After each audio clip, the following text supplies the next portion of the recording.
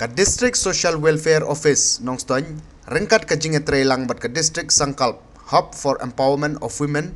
bat ka One Stop Center Nongstoin. Kila penlongi ka program kerpang ban Rakhe International Women's Day arjar arpusan Riangdo Community Hall Mountain Road. Lasdangi ka jingelang na ka jingkran pedang burom na ikong di Pakenteng, District Social Welfare Officer, uba AK Karwanyang, District Mission Coordinator, ula jingkran halor ka Mission Shakti Scheme, ban pensay syapang kilat jingerap ban kintewi ki kintay.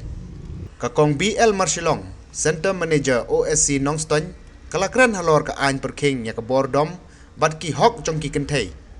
Katba kakong B Marngar, ALADC, DLSA Nongstoin, kala ajing pensay halor ka ain, ban penbiang jingri, ki jingerap ain A, bat ka NLSA, Katsan Spa Helpline Number. Lapan kuburom ru ki kintay ki balala ban kiyo syaprang haki imlang salang, Hawes Kasil District,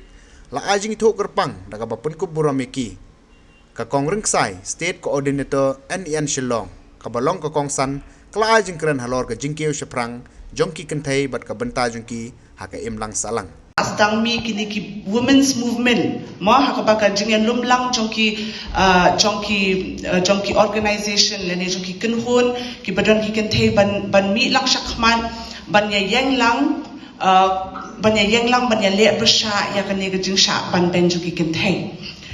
hoot kani ka women's day ni wan hang ni ban rakhe ki kenthe henry hadu menta ni yo iba ngidang ya krensa ya kata ka bangi ong bangi kwa panuan ra ya ka gender equality ni kwa ban ya le persha ya ka jing sha thombor jung ki kinthe wat hadu menta kini ki snam la bon snam ni la ya henre ni dang kren bet shaphang kata kala de ka porengi menta ngas ngau bagi la bon ki bana shakpat jonga mo ki bala ya tur bhasha prang